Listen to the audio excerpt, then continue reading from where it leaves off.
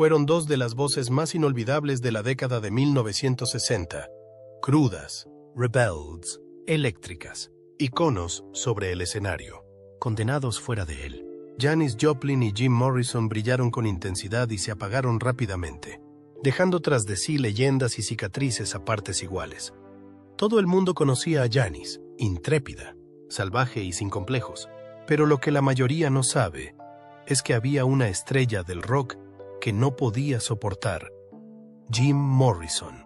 Y sus razones no eran solo personales, eran escalofriantes. Su primer encuentro no fue solo un choque de egos, sino una confrontación volátil que cruzó la línea hacia algo mucho más oscuro. Durante años, se pasó por una locura del rock and roll, medio perdida en mitos alimentados por las drogas. Pero ahora han salido a la luz nuevas revelaciones, inquietantes, que cambian todo lo que creíamos saber sobre aquella noche y sobre ellos. Prepárense, porque lo que viene no es solo impactante, es inolvidable. Un comienzo cruel. Janis Lyn Joplin era de Port Arthur, Texas, una ciudad impregnada de tradición donde reinaba la conformidad y los inconformistas pagaban el precio. Janis no solo era diferente, era desafiante. Incluso de niña, se inclinaba por su singularidad, atraída por el alma descarnada del blues y la emoción cruda de la poesía y el arte. Mientras sus compañeros cantaban éxitos pop y canciones country, Janis quedaba cautivada por las voces inquietantes de Bessie Smith, Ma Rainey y Lead Belly, leyendas del blues negro cuyas canciones sobre el dolor y la injusticia le llegaban al alma. Pero Port Arthur no solo no entendió a Janis, intentó aplastarla. La ridiculizaban sin piedad por su aspecto, su acné, su peso fluctuante, su ropa inconformista. Para sus compañeros de clase, era un blanco fácil. Para ella misma, ya era una superviviente. Y no se trataba solo de burlas, sino de un acoso psicológico selectivo que calaba hondo y se agravaba con el tiempo. Lo que empeoraba las cosas era que Janis se atrevía a defender lo que creía. En una ciudad sureña profundamente segregada, apoyaba abiertamente la integración racial, lo que la convirtió en blanco de desprecio. Sus esperanzas de encontrar algo de consuelo comenzaron con dos universidades: el Lamar State College of Technology y la Universidad de Texas en Austin. Quizás allí, por fin se reconocería su talento, en lugar de compadecerse de ella por sus diferencias, pero esa suposición se vio frustrada. Austin albergaba la misma crueldad que Janis había sufrido anteriormente. Poco a poco, se ganó la reputación de ser una chica descalza que tocaba el autoharp en las cafeterías, y no pudo librarse de la oscura sombra del juicio ajeno. En un acto de crueldad inconcebible, los miembros de una fraternidad de la UT la eligieron la persona más fea del campus. Las quemaduras de ser ridiculizada, incomprendida y rechazada marcaron para siempre el alma de Janis. Pero, en un curioso giro, se convirtieron en el fuego que forjó su música. Cuando cantaba, no se guardaba nada. Su voz temblaba, se arañaba, lloraba y gritaba, nada más que la expresión cruda de alguien que había sentido profundamente el rechazo del mundo y lo había transformado en una intensa fuerza de voluntad. No se limitaba a cantar sobre la tristeza, la manifestaba. Su música no era ni dulce ni técnica, era la verdad sin adulterar que resonaba en aquellos que entendían bien lo que se sentía al ser un marginado. En cierto modo, toda su carrera se convirtió en una forma de luchar contra cualquiera que intentara destruirla. Un medio para declarar su voz, su valor y su identidad ante el mundo. Pero, a medida que el dolor la acompañaba en su edad adulta, Janis encontró consuelo en algo completamente diferente, aunque ese consuelo resultaría ser tanto un compañero como una maldición. El Southern Comfort. Para Janis Joplin, el Southern Comfort no era solo una bebida, era prácticamente una extensión de su presencia en el escenario. Con sus enormes gafas de color rosa, su estilo bohemio y su voz ronca capaz de romper corazones, Janis solía subir al escenario con una botella de zoco en la mano como si fuera un micrófono. No importaba si estaba frente a miles de personas en Woodstock o actuando en un club lleno de humo. Esa botella formaba parte del espectáculo. Y no solo por aparentar, bebía a sorbos durante las actuaciones, a veces entre estrofas, dejando que le calmara los nervios y liberara la emoción pura que canalizaba en cada nota. No lo bebía con la delicadeza de un experto, lo bebía con valentía. sin complejos. Tal y como vivía, la bebida en sí, al igual que Janis, era un poco incomprendida. La mayoría de la gente, incluida la propia Janis, pensaba que el Southern Comfort era un whisky, pero legalmente, eso solo es cierto en algunos casos. Durante gran parte de su historia, el Southern Comfort era en realidad un licor aromatizado a base de alcohol neutro, más parecido al vodka que al bourbon. A menudo se la veía con una botella entre bastidores, en los autobuses de gira o casualmente agarrada bajo el brazo en los actos de prensa. Los fans y los periodistas lo notaron. SoCo se convirtió en parte de su marca, y la marca se dio cuenta. Los fabricantes de Southern Comfort aprovecharon el feliz accidente, la mina de oro accidental que supuso Janis Joplin para el marketing. Sin embargo, sin recibir ni un centavo, se convirtió en su portavoz más icónica y rebelde. La empresa le buscó un abrigo largo de piel de lince y un sombrero a juego para enviárselos como muestra de agradecimiento. A finales de la década de 1960, un gesto tan extravagante no era solo una declaración de moda, era un símbolo de estatus. Janis, que afirmaba que nunca se había sentido guapa, lo llevaba con orgullo. Pero, como muchos de los símbolos que definieron la vida de Janis, Southern Comfort era tanto un amigo como una maldición. La misma bebida que le daba valor antes de subir al escenario acabaría difuminando sus límites con él. Su relación con el alcohol no era solo teatral, sino que estaba totalmente entrelazada con sus inseguridades, su dolor y el estrés de la fama. La adormecía cuando no se sentía lo suficientemente bien. La calentaba cuando el mundo se volvía frío. Y, finalmente, bajo el peso de muchos cócteles, todo ello contribuyó a su prematura muerte a los 27 años, desengaños amorosos y amores perdidos. Aunque el mundo la veía como un icono salvaje y libre de la contracultura, la vida amorosa de Janis Joplin fue a menudo un retrato de desamor silencioso. Anhelaba el amor con la misma intensidad con la que anhelaba la expresión artística, pero rara vez encontraba a ambos en el mismo lugar. Sus relaciones eran a menudo breves y turbulentas, fuegos fugaces que dejaban tras de sí cenizas de decepción. Se lanzaba a los romances con la misma energía sin filtros que ponía en el escenario y, en la mayoría de los casos, era ella quien quedaba sola. Algunos amantes admiraban su brillantez, pero no podían soportar su intensidad. Otros se sentían atraídos por su fama más que por su alma. Una y otra vez, se abría en canal, solo para encontrarse con el silencio, la indiferencia o la traición. Probablemente, el ejemplo más emotivo en este sentido se produjo en 1968, cuando tuvo un breve encuentro con Leonard Cohen, el cantautor, en el Hotel Chelsea de Nueva York. Cohen habló más tarde de ese encuentro con poética distancia, aludiendo a él en la famosa canción Chelsea Hotel No. Lo que para él había sido un momento insignificante, pareció perdurar con un peso casi insoportable para Janis. Es posible que ella estuviera buscando a Kris Kristofferson esa noche, pero se conformó con cualquier compañía que encontrara, un arreglo que parece empapar todo el asunto de melancolía. Muchos años después, a Cohen se le ocurre que realmente no sabía cómo sentirse al nombrar a Janis en esa canción. Se dio cuenta demasiado tarde de que lo que para él había sido solo arte, probablemente había sido algo mucho más íntimo para ella. Esa noche, como muchas otras en su vida sentimental, terminó en desilusión. Esas desilusiones románticas no solo entraron en su vida personal, sino que se convirtieron en el espíritu mismo de su música.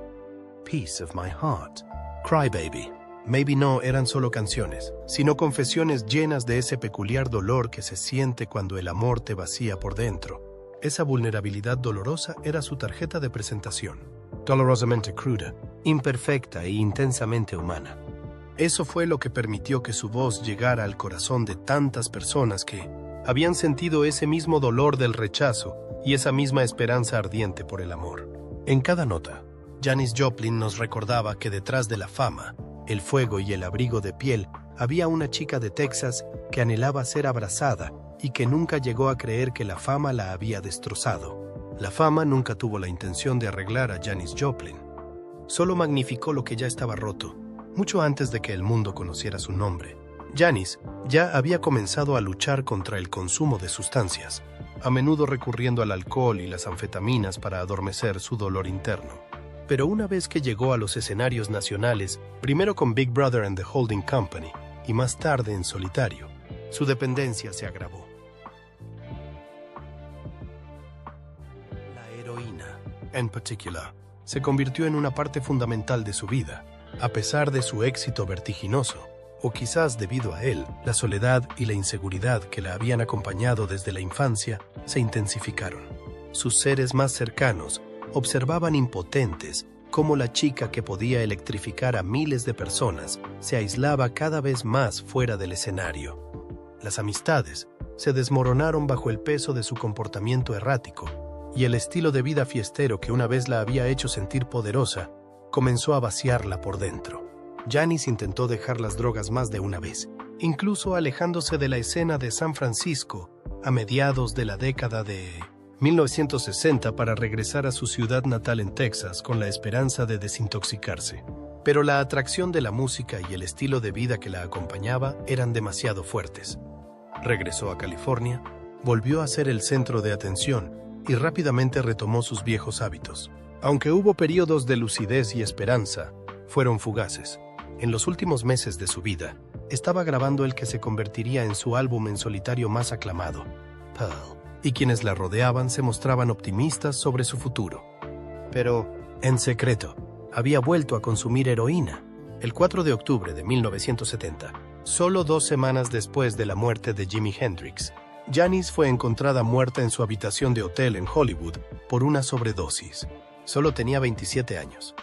Su muerte consolidó su lugar en la mitología del rock, no solo como una voz extraordinaria, sino como una de las fundadoras de lo que más tarde se conocería como el Club de los 27, una trágica hermandad de artistas talentosos que murieron a los 27 años. Janis se convirtió en un símbolo después de Hendrix, Morrison, Cobain y Winehouse, representando el terrible precio de la fama y la fragilidad que a menudo se esconde detrás de la grandeza. La muerte de Janis ha cautivado al público hasta tal punto que a veces eclipsa la complejidad de su vida. Ella era todo menos un cliché. Estaba lejos de ser una simple víctima desafortunada de los años 60. Era una mujer astutamente inteligente, emocionalmente marcada, que tenía algo que decir. Simplemente lo decía de una manera que nadie más podía hacerlo. La mayor ironía es que Pearl, el álbum que Janis nunca llegó a terminar, se convirtió en su trabajo más pulido y emocionalmente rico. Se publicó un año después, en 1971, e incluía éxitos resonantes como Me and Bobby McGee y Mercedes-Benz, canciones que reflejaban con dolorosa claridad la falsa vulnerabilidad y el ingenio de su carácter. El álbum es ahora uno de los más venerados de la historia del rock, un escalofriante recordatorio de lo que se perdió y de lo que podría haber sido. Al final, Janis Joplin lo dio todo por la música, incluso más allá de sí misma. Su voz se apagó demasiado pronto, pero el dolor, la pasión y la fuerza que volcó en cada nota siguen resonando durante generaciones. La tumba de Bessie Smith. Janis Joplin no solo se inspiró en el blues, sino que pertenecía a él. Entre sus muchas influencias, ninguna figura era más importante que Bessie Smith, la legendaria cantante afroamericana conocida como la emperatriz del blues. La música de Bessie llegó a Janis en lo más profundo de su alma, ofreciéndole tanto orientación artística como validación emocional. Criada en un pueblo conservador de blancos donde era despreciada por su diferencia, Janis conectó con la expresión inquebrantable de tristeza, dolor y poder de Bessie. A menudo se refería a Smith no solo como un modelo a seguir, sino como una antepasada espiritual, alguien que le daba permiso para llorar, gritar y expresar su dolor en voz alta. Janis dijo una vez, medio en broma, que creía que podría ser la reencarnación de Bessie. Sus luchas, aunque separadas por la raza y décadas, eran paralelas. Ambas eran marginadas. Ambas volcaban su desamor en la melodía y ambas tuvieron vidas que terminaron demasiado pronto. El sentido de la familia de Janis se hizo aún más personal cuando supo que Bessie Smith había sido enterrada en 1937 sin lápida. Esta cantante de blues había muerto tras serle denegada la atención médica en un hospital solo para blancos en Mississippi, una verdadera bofetada al racismo de la época. A pesar de todos los avances que había logrado en su carrera y de su influencia a lo largo de los años, Bessie nunca tuvo una lápida digna. Para Janis, no era solo un descuido, era una injusticia. ¿Cómo podía una de las voces más poderosas de la música estadounidense quedarse sin reconocimiento, con la ira bullendo en su interior? Janis pasó a la acción. En 1970, cofinanció una lápida para Bessie Smith junto con Juanita Green, una mujer que había conocido personalmente a Smith y había trabajado para ella. Las dos se aseguraron de que, por fin, Bessie obtuviera la dignidad que se merecía desde hacía tanto tiempo. La lápida era sencilla, pero su contenido era muy emotivo. La mejor cantante de blues del mundo nunca dejará de cantar. Esa última frase era mucho más que una admiración. Era una declaración. Para Janis, la voz de Bessie, había sobrevivido más allá de su existencia corporal, resonando en la música, en la lucha, en todas las mujeres que se atrevían a ser ruidosas, emocionales y sin complejos. El acto de honrar la tumba de Bessie era tanto un acto de legado como de recuerdo. No se trataba solo de gratitud, se trataba de justicia. Janis no estaba dispuesta a dejar que el mundo enterrara en silencio a Bessie, porque sabía lo que era ser marginada y ridiculizada. En ese momento, utilizó su fama no para engrandecerse, sino para iluminar el camino de alguien a quien la historia había conspirado para olvidar. Pero mientras Janis honraba con elegancia la memoria de un icono del blues, su encuentro en la vida real con otra supuesta leyenda la dejaría furiosa y cambiaría para siempre. El lado más oscuro del Rey Lagarto. Durante décadas, Jim Morrison ha existido como una figura mítica, a partes iguales poeta, dios del rock y genio atormentado, pero recientes revelaciones están obligando a fans e historiadores a reevaluar las verdades más oscuras que se esconden bajo la leyenda. En la serie documental de 2025, Before the End, Searching for Jim Morrison, voces del círculo íntimo de Morrison hablan sobre su comportamiento errático y, en ocasiones, aterrador. Entre ellas destaca Judy Huddleston, una antigua novia que hace una terrible acusación. Morrison la explotó sexualmente durante su relación. Su testimonio pinta un cuadro escalofriante de un hombre cuyos momentos de tierno encanto podían convertirse instantáneamente en ira violenta. Según Huddleston, Morrison una vez la inmovilizó y la agredió a pesar de su clara y repetida negativa, diciendo que se había vuelto loco. Su descripción del comportamiento de Morrison, con los ojos ennegrecidos por la furia, sugiere a un hombre consumido por algo mucho más peligroso que la imprudencia alimentada por las drogas. La relación de Huddleston con Morrison duró 4 años y comenzó a finales de la década de 1960, cuando lo conoció entre bastidores en un concierto. En entrevistas y en sus memorias, Love Him Madly reflexiona sobre la manipulación emocional que sufrió y describe cómo Morrison la mantenía cerca, sin comprometerse nunca con ella. Ella se aferró a la esperanza de que pudiera cambiarlo, sin ser consciente del desgaste emocional que eso le suponía. Quizás lo más trágico es que más tarde se dio cuenta de que lo que había soportado no era un tormento romántico, sino abuso psicológico, en ocasiones físico. Morrison era un hombre que muchos encontraban atractivo precisamente por su volatilidad, pero detrás de su personaje escénico y su mística lírica se escondía alguien que, según múltiples testimonios, ejercía el control a través del miedo y la intimidación. Ha habido muchos otros casos de violencia contra mujeres cercanas a Morrison. Pamela Des Barres, otra personalidad de la escena rockera de los años 60, recuerda que Morrison le dio una bofetada sin motivo alguno en el Whiskey a Go-Go. John Densmore, baterista de The Doors y a menudo considerado el compañero musical más cercano de Morrison, recordó haber visto a Morrison apuntar con un cuchillo a una mujer y agarrarla por los brazos. Estas historias, ignoradas durante mucho tiempo, consideradas románticas o descartadas como meras demostraciones del exceso del rock and roll, adquieren un peso mucho más oscuro a la luz del reciente discurso cultural sobre el poder y la responsabilidad. La destrucción de Morrison parece haber perjudicado no solo a él mismo, sino también a otras personas de su entorno, especialmente a las mujeres. Quizás la nueva luz que se arroja sobre estos acontecimientos hace que estos testimonios resulten aún más espeluznantes. Cambian por completo todos los capítulos anteriores a la luz de lo que hemos descubierto, incluida la infame relación de Morrison con Janis. parecer, la disputa entre Morrison y Joplin se ha contado durante mucho tiempo como una loca anécdota de famosos empapada en whisky. Dos leyendas chocando en una vorágine, inundadas de ego y energía. Ahora se ve desde una perspectiva diferente. Janis supuestamente respondió a los agresivos avances de Morrison con una botella de Southern Comfort, un acto de autodefensa, más que una dramatización propia de una diva. La violencia que sufrió no fue una aberración, formaba parte de un patrón inquietante que solo ahora se está reconociendo. Morrison puede seguir siendo un icono de la rebeldía de los años 60. El legado que deja es mucho más problemático y preocupante que el mito idealizado que se ha sugerido.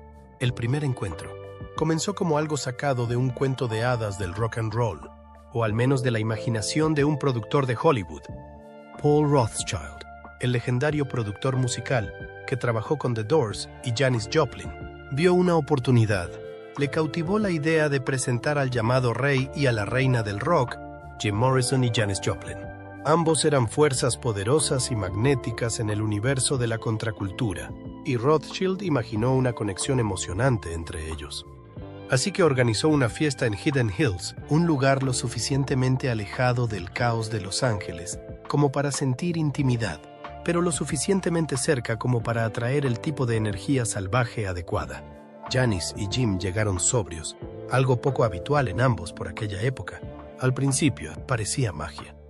Jim quedó inmediatamente cautivado por Janis, a quien describió como extraordinaria, y Janis, igualmente intrigada, se sintió atraída por su aspecto, su arrogancia y su fama. Compartieron risas, conversaciones y lo que parecía ser una curiosidad genuina el uno por el otro. Pero en un mundo construido sobre la volatilidad, la chispa no encendió la pasión, encendió una mecha. A medida que avanzaba la noche, el infame hábito de Morrison de beber le pasó factura. Lo que comenzó como un coqueteo se convirtió rápidamente en algo amargo.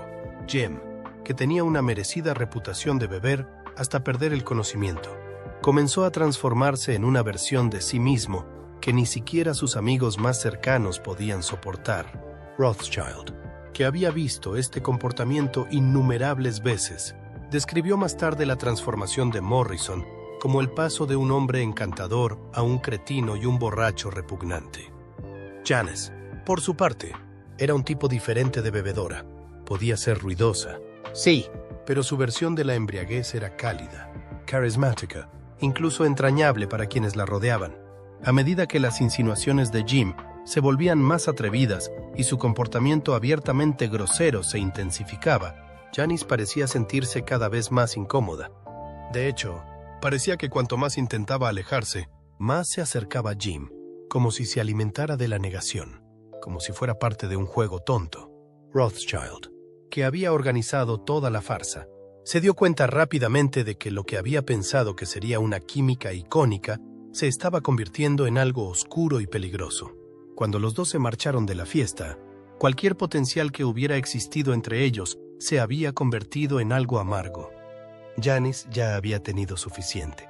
Se volvió hacia Rothschild y le dijo que se marchaba en la furgoneta, la que se había convertido en su refugio móvil, el modelo familiar que siempre conducía. Se disponían a marcharse cuando Morrison se acercó tambaleándose, claramente sin estar dispuesto a aceptar que la noche había terminado. Balbuceando y desafiante, se metió en el coche y agarró un mechón de pelo de Janis en un intento desesperado y borracho. Eso fue la gota que colmó el vaso. Sin pensarlo dos veces, Janis cogió el objeto más cercano, en este caso una botella de Southern Comfort, y se la estrelló en la cabeza. El cristal se hizo añicos y Morrison se desplomó en el suelo, inconsciente. El rey lagarto quedó aturdido, sangrando y humillado. Para Janis, fue un momento de gloriosa claridad en una noche que se había vuelto venenosa. No podía haber un mensaje más claro. Ella no era conquista de nadie. La noche en que Janis se defendió. Lo que comenzó como una incómoda fiesta organizada por el productor Paul Rothschild se convirtió rápidamente en uno de los enfrentamientos personales más explosivos de la historia del rock. Con la esperanza de hacer de casamentero entre dos de las figuras más magnéticas del mundo de la música, Rothschild había invitado a Jim Morrison y Janis Joplin a una reunión en Hidden Hills, Los Ángeles, Sobre el papel, parecía icónico. El rey y la reina del rock psicodélico se encontraban por primera vez.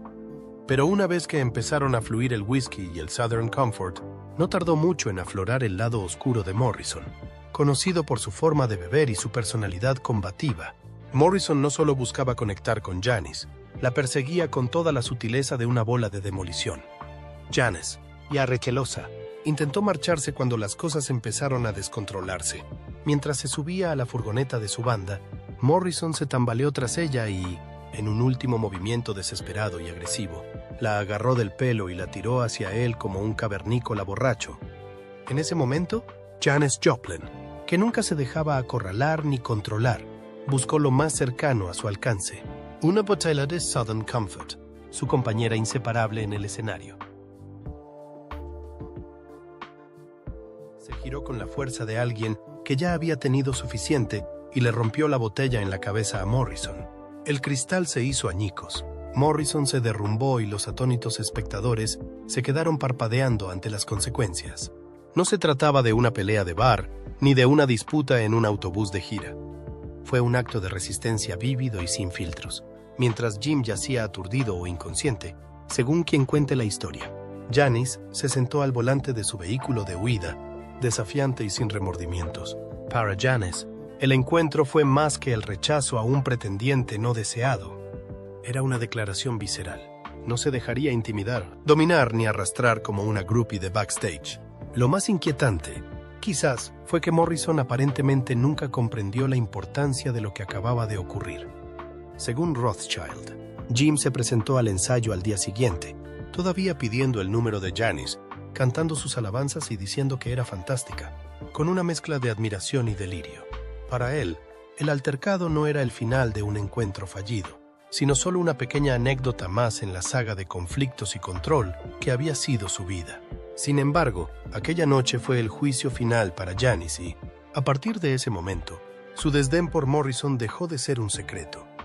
Nunca habló públicamente sobre ello, pero sus amigos más cercanos conocían muy bien sus sentimientos. Para ella, la botella no era solo cristal, era un límite, y cuando Morrison lo cruzó, se aseguró de que él lo supiera. Algunos dicen que la fiesta de Hidden Hills no fue la única vez que Janis se vio obligada a empujar físicamente a Morrison. Otro supuesto incidente, más propio de la mitología del rock, habría tenido lugar en el club nocturno Scene, en Manhattan. Janis, Jim Morrison y Jimi Hendrix se encontraron de alguna manera en un espacio caótico. Según los testigos, Morrison, como era habitual en él, comenzó a comportarse de forma extravagante en el escenario durante la actuación de Hendrix, lo que provocó que Janis volviera a arremeter contra él, golpeándolo con una botella y empapándolo con su bebida. Todo ello ante un público atónito.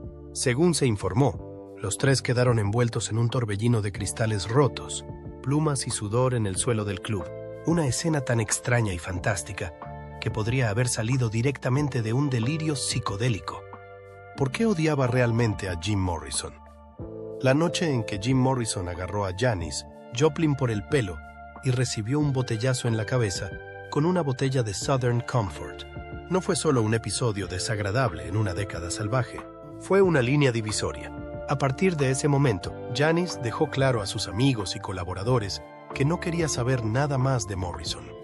El hombre que una vez le había parecido intrigante, quizás incluso electrizante, había revelado un lado de sí mismo que le repugnaba. No solo se alejó de esa parte de él que la había herido y hartado, se alejó con un veredicto. Morrison, a sus ojos, no era simplemente un compañero artista perdido en el exceso. Era una figura abusiva y prepotente que representaba el peor tipo de comportamiento masculino tóxico contra el que Janis había luchado toda su vida. Aunque muchos en su círculo se rieron del incidente como si fuera un drama del rock and roll, Janis se lo tomó como algo personal y permanente. Se negó a colaborar con él, se negó a socializar con él y, sobre todo, se negó a olvidar. Morrison era más que un simple agresor. Lo que le rompió el corazón a Janis fue lo que él representaba en la cultura general del estrellato del rock de los años 60. Para Janis, Jim encarnaba el arquetipo del artista masculino autodestructivo, cuya destrucción era, por supuesto, tan romántica, por no decir honrada. Era un genio, un papel con el que ella estaba muy familiarizada, pero que nunca tuvo la suerte de interpretar. A diferencia de Morrison, ella no tenía la libertad cultural para ser decadente. Janis no había sido elegida. Su talento era ridiculizado públicamente y socavado por su consumo de alcohol y drogas. Mientras que el caos de Morrison se aceptaba como una especie de genio artístico en estado puro, a ella le irritaba la injusticia que suponía. En su opinión, Morrison no era solo un depredador. Se pavoneaba como símbolo de la hipocresía y el privilegio masculino que siempre había apartado del escenario a mujeres como ella, incluso cuando tenían más talento en las uñas que la mayoría de los hombres en todo el cuerpo. Pero incluso después de enfrentarse a la traición, el rechazo y la rabia, Janis no desapareció. Lo transformó todo en algo inolvidable, una vida de tragedia y triunfo. El legado de Janis Joplin no se basa solo en su voz, se basa en la verdad emocional que volcaba en cada actuación, en cada letra, en cada grito que salía de lo más profundo de su ser. Su canto no era perfección técnica, era algo más crudo, más humano. No necesitaba un control impecable ni un acabado glamuroso. Tenía alma, rabia, vulnerabilidad y un grito atronador que podía dejar sin aliento a toda una sala. Ya fuera desgarrándose con Piece of My Heart o llorando con Little Girl Blue, Janis no se limitaba a cantar canciones. Las vivía. En una época en la que a muchas mujeres se les decía que fueran modestas y dulces, Janis se atrevió a ser ruidosa, desordenada y auténtica. Se convirtió en un conducto para el dolor, no solo el suyo, sino el dolor colectivo de todos los que alguna vez se habían sentido rechazados, no queridos o ignorados. Janis Joplin, 50 años después de su muerte, sigue siendo un gigante de la música y la cultura, no solo por su talento, sino por su audacia para ser ella misma en un mundo que buscaba privarla de todo su valor. Sí, una figura aleccionadora que nos recuerda que la fama puede destrozar incluso a los espíritus más fuertes. Ella es el himno en forma humana. Su vida nos advierte sobre el precio del dolor que no se controla, del hambre emocional que no se sacia. Sin embargo, glorifica aún más el poder de ser fiel a uno mismo. A través de su rugido, de su rebeldía, de cada nota quebrada al límite de su voz, dejó algo más que canciones. Dejó un legado de rebeldía, de verdad, de belleza, cruda y sin diluir. Por eso su historia sigue doliendo. Duele porque sigue importando. Si te ha gustado este video, dale al me gusta. Suscríbete para ver más historias musicales desconocidas y deja un comentario a continuación. ¿Qué crees que pasó realmente entre Janis y Jim? Y no te vayas, haz clic en el siguiente video de tu pantalla para sumergirte de nuevo en el salvaje, extraño e inolvidable